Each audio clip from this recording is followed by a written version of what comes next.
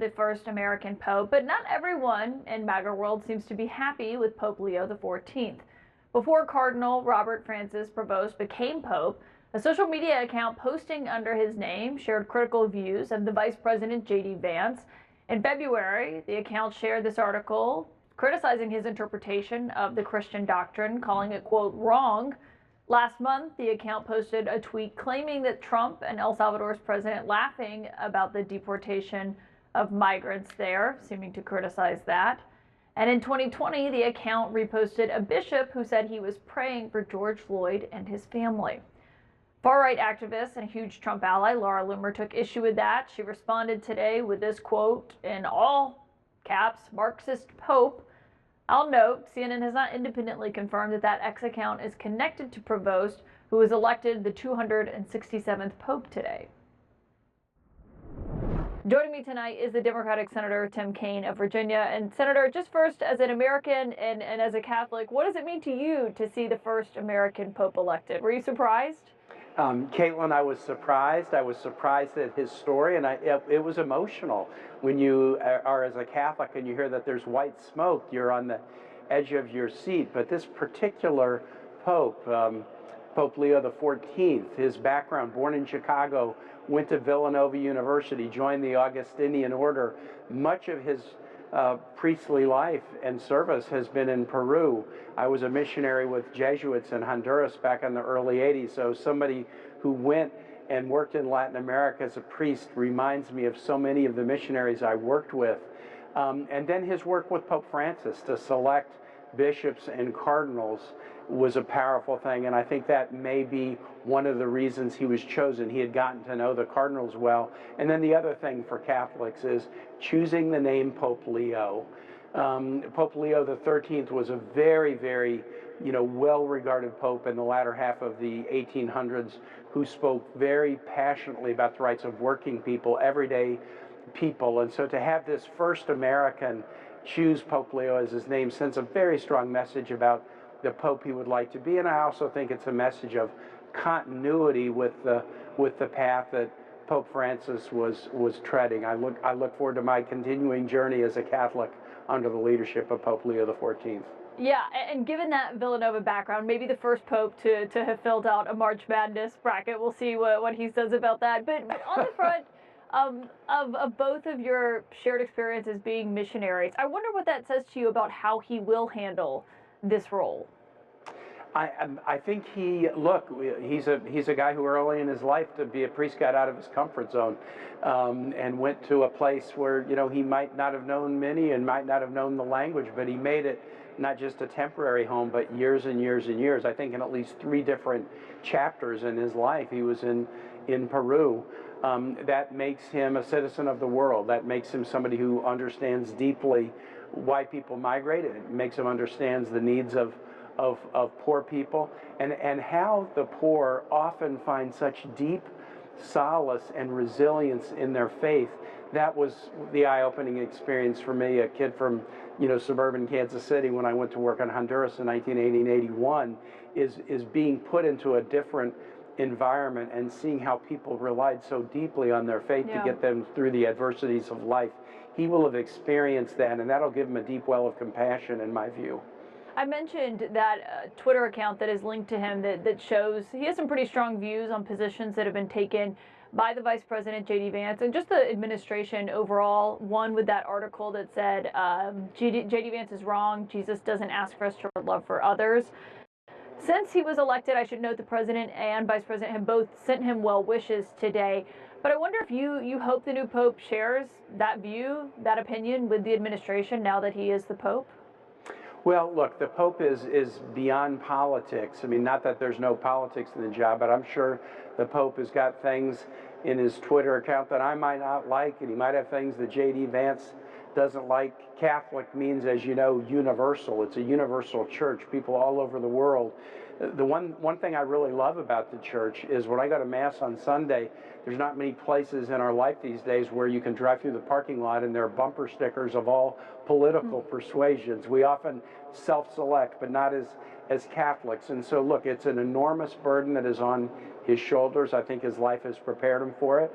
He'll probably say things that all of us might tussle with him on, but if he's making us think about our faith, if he's making us think about our responsibilities toward one another and toward God, I mean, what more could you ask for a pope? President Trump congratulating newly elected Pope Leo XIV. What greater honor could there be? And we were a little bit surprised, but very happy. It's just a great, absolutely great honor. The new Pope's predecessor, Pope Francis, of course, was a vocal critic of President Trump, especially on the topic of immigration. So will that be the case for Pope Leo II, for whom this has been a major issue? David Culver, who was in the crowd when the Pope was announced, has covered immigration issues extensively.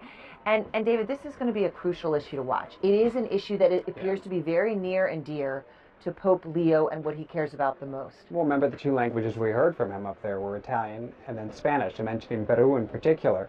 One thing that stood out to me in that moment also was there was a young woman who was nearby, and she seemed disappointed amidst all the excitement and joy, and she said, oh, an American, oh, but he's focused on Latin America. And another woman came by and goes, yes, a Latino. So there is that sense that this is perhaps an American pope, but you're also talking about a pope of the Americas. Americas, exactly. Yes. And that's resonating from the folks that we were connected with down there. But also down there were some of those who were thinking about the next generation of those who are going to be pastoral leaders within the church.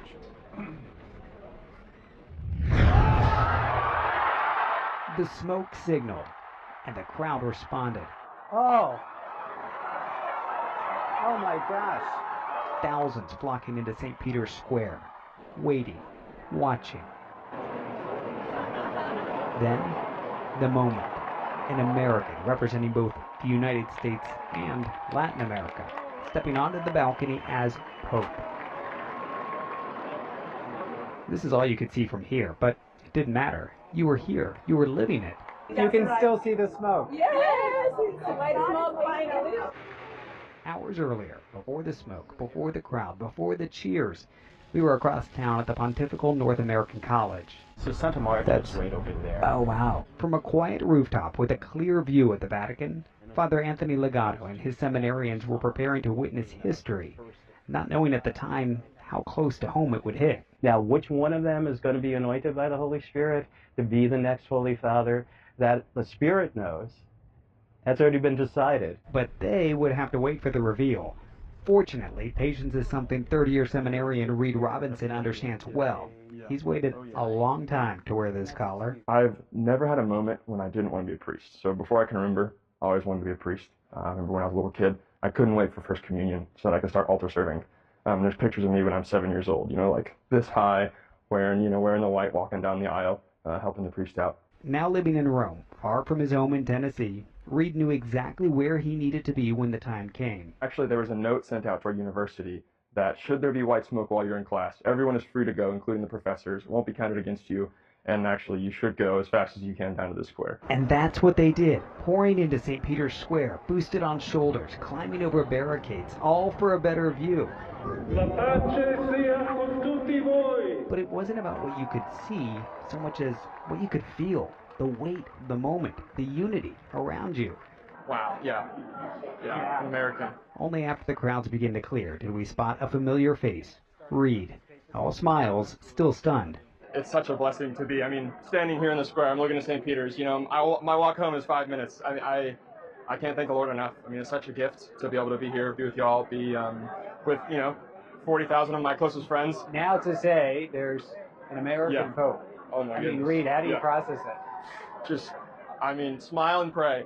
Smile and pray. It's exciting. We're sent here to Rome. The American College was originally sent here and founded so that men could come and grow in love for the Holy Father. And now it's, after doing that for 3 years and coming to love Pope Francis, being able to mourn his loss, and then now welcoming an American Pope, it's incredible. Take me back to the Reed Robinson as a 7-year-old altar server. Yeah. Did you imagine this moment ever? Never. No, I could not have imagined it. Goodness, yeah, it's the biggest surprise. Yeah, being here for this moment especially. He did skip class though, Aaron, and that was baptismal class where they had baby dolls that they were supposed to practice doing a baptism. But he says they'll make up for that later on, and he's also excited about recruitment going down. He said this is going to be incredible. Which has been such an issue in the U.S. Catholic Church. That's incredible. What an endearing young man. Fun to be with him. Yes, yes. You know him. I don't want to say well until you tell me how well you know him. But let me ask you this. I mean, everybody's now going to be trying to figure out what he believes and where to put him in these ideological categories. And some people on the far right seem to think that he is in the Pope Francis mold, meaning something that they don't like. Do you think that that's true? I think he's in the Pope Francis mold in that he supports many of the social issues that Pope Francis did, especially immigration and climate change, and certainly care of the poor. I mean, this man chose to be a missionary, to go to Peru, to give his life in service. And so he went to the peripheries as far as he was concerned.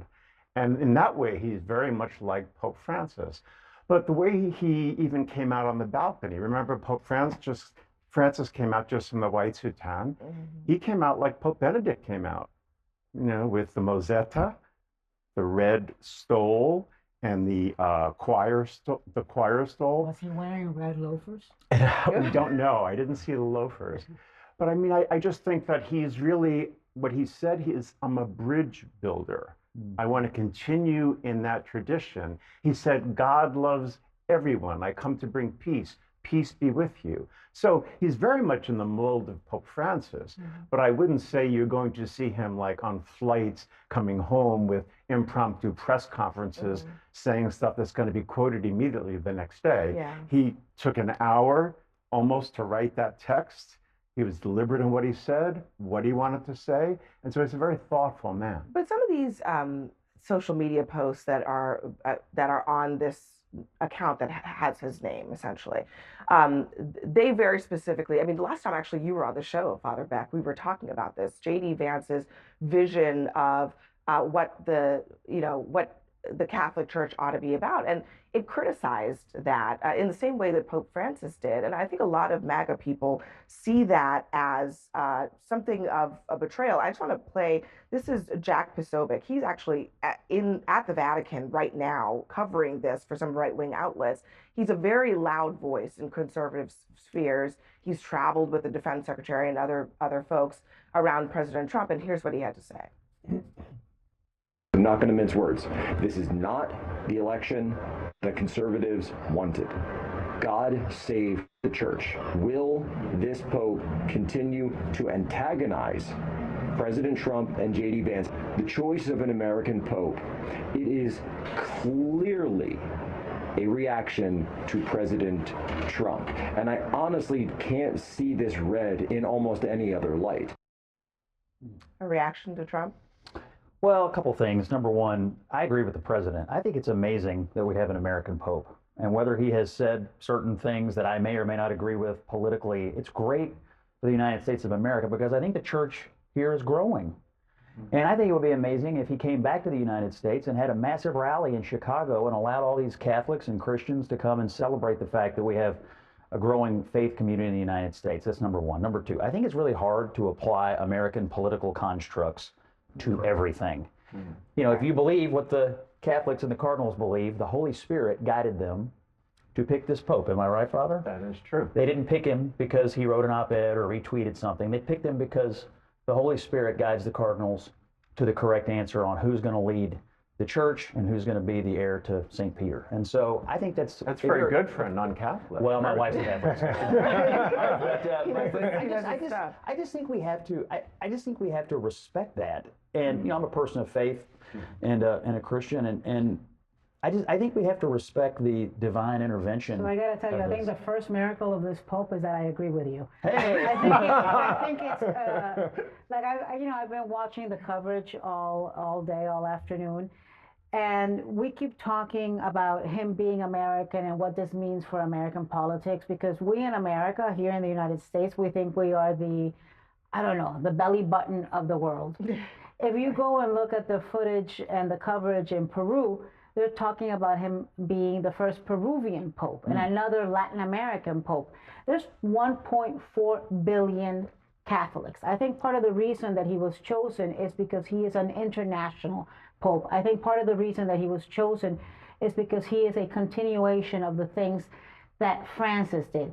Because, listen, you can't live in Peru. If you've ever been to Peru, you cannot live in Chiclayo, Peru, which was his diocese, for 20 years and not have a feel, not have compassion, not have walked the streets with the poor. And he I think, has dual citizenship as well. And he has dual citizenship, right. Can I piggyback on something that Scott said at the very beginning? Because I'm agreeing with both of you guys, in that I think that it's naive is probably the best term to look at the election or the conclave that selected this Pope through the lens of American politics. You're looking at an institution that literally outdates your American political structures or dynamics. And so first, it outdates America, period. Correct. And so I think that looking at it through that lens, I think is just wholly inappropriate. The other thing, though, is as you're talking about him being the first Peruvian Pope, one of the things that I look at is the fact that his grandparents were Creole, right? And he took the name of Pope Leo, who in 1988 gave an amazing speech, an edict condemning slavery, becoming an abolitionist, right? Mm-hmm. And so there's so many layers to this individual, not just coming from Chicago, but who his grandparents were, or coming from the 7th Ward in New Orleans, and actually assuming another identity and going through and turning the pages of complexity. And I just think that today is a great day that maybe instead of chastising him for being too woke or too liberal, and that you know, when I see Laura Ingraham or Laura Loomer chastising him for being woke or tweet about that or too liberal, I was like, I just want to introduce you to Jesus if you think he's too liberal. Look, I think I think there's two things here. One, we'll see what type of pope he is going to be. We'll see if he gets involved in the politics. I hope he cares more, and I think we're going to see that he cares more about having people come to faith and come to church and to get together and to love one another and to be missionaries to people. I know what's happened with religion in this country, and a lot of younger people have walked away from the church.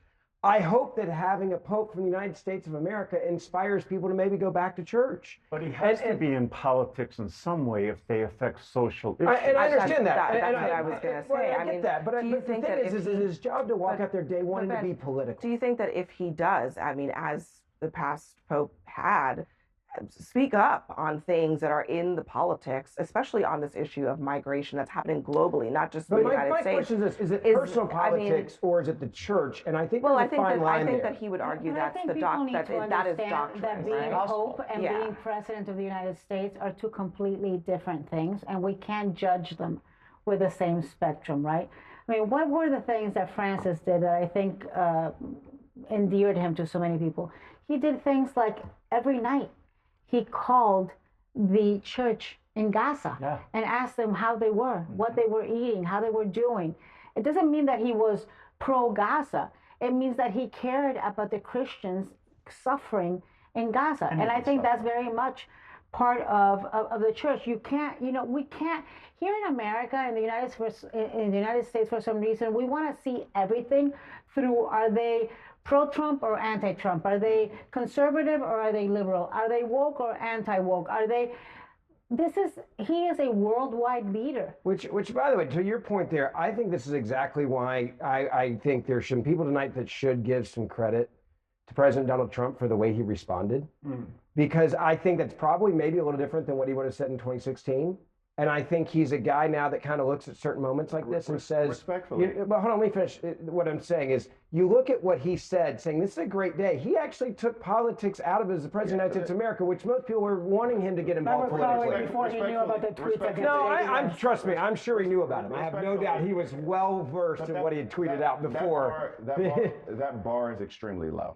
And I think by setting the bar. But can you give a little credit if you say so in other words, even when Donald Trump does something right, on the Pope, you're now saying I'm still going to criticize him. No, because I mean, this is not an issue of politics. This is an issue of things like love and empathy and truth. Then why don't show some of that towards the president when he gets it right on a nonpartisan issue of the Pope? I'm not going to simply give you credit for coming out and doing something that you're supposed to do. One of the most amazing things about this spiritual or religious journey that we're on is it's not the way we profess it. It's not the way we wear it on our sleeve. It's not whether or not you can quote James or Ecclesiastes. It's not those things. It's how you walk. And whether or not people can see God in the way that you walk. And so I think one second, a very different man since this assassination. One second, let me just wrap this up. Point I was making. Hold on. I just wanted to put a button on it. States think we are the center of the universe. Who cares? I just wanted to say that. Catholics in the world, finish his thought. Catholics in the world are celebrating this choice, and you know, one of the things that was wonderful today was when we saw in St. Peter's Square flags from all over the world, and just this feeling of elation was when this new Pope was chosen. You know, it is something that I think is very Catholic. Any Catholic that's ever been in the presence of a Pope, even if it's been with me, and believe me, I'm a skeptic and I'm flawed. I'm a very flawed human and a very flawed Catholic. But you can't help. I'm not going to confession. Forgiveness, right there. He's pulling you into that confession. Friday morning, 10:30. By like the wave of spirituality of millions of Catholics. I agree. Feeling what they're feeling. So when I tell you, can we just please stop looking at this through the spectrum of Donald Trump and the United States? This is global. This is spiritual. This goes far beyond that.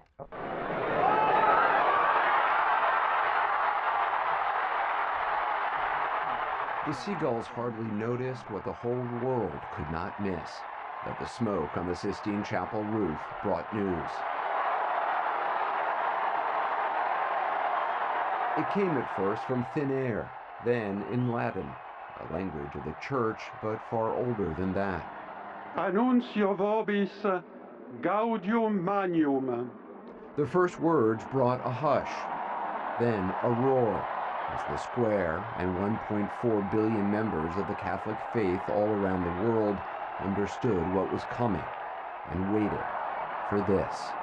Habemus papam. Habemus Papa, we have a pope. Historic words, then, in the very next breath, history made. Eminentissimum, ac reverendissimum Dominum, Dominum Robertum Franciscum, Sancte Romane Ecclesiae, Cardinalem Prevost. Robert Cardinal Prevost, American of Chicago, South American by way of Peru, and the first all-American Pope.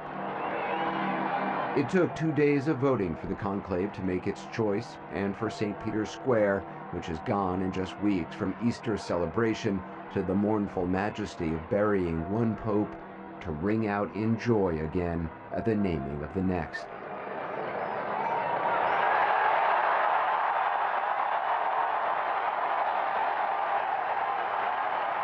Leo XIV, his name, according to the Vatican, a nod to Leo XIII, who ushered in the Church's modern social mission and was Pope for some 25 years before he died in 1903.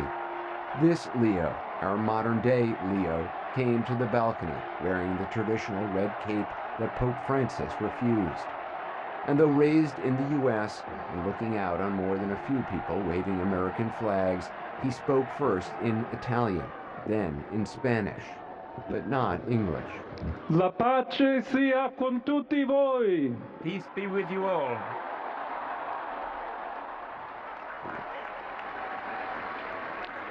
Fratelli, sorelle carissimi.